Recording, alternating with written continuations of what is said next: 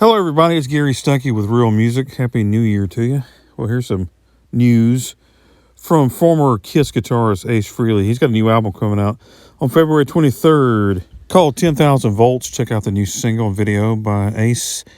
Pretty awesome stuff. But anyway, he's talking about Tommy Thayer. Of course, Tommy Thayer was the Kiss guitarist that took his place and wore the makeup and tried to sound like him.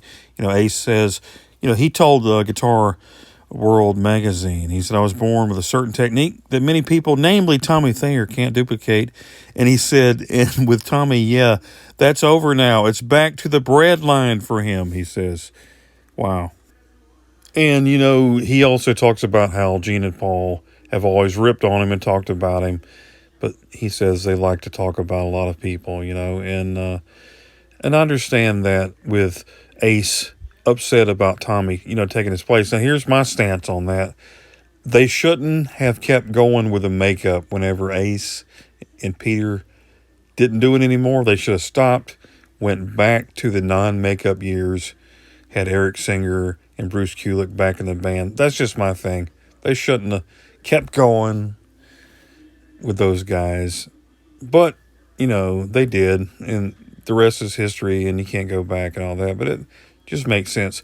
And there'll probably always be some kind of hang up about that, with Ace.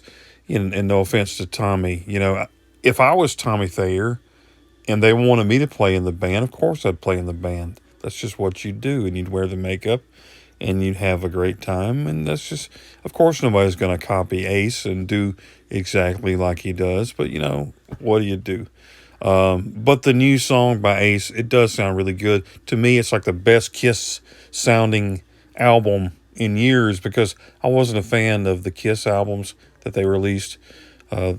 Sonic Boom and Monster, not a big fan. But Ace Frehley's new album coming out, 10,000 Volts, with the help of Steve Brown of Trickster.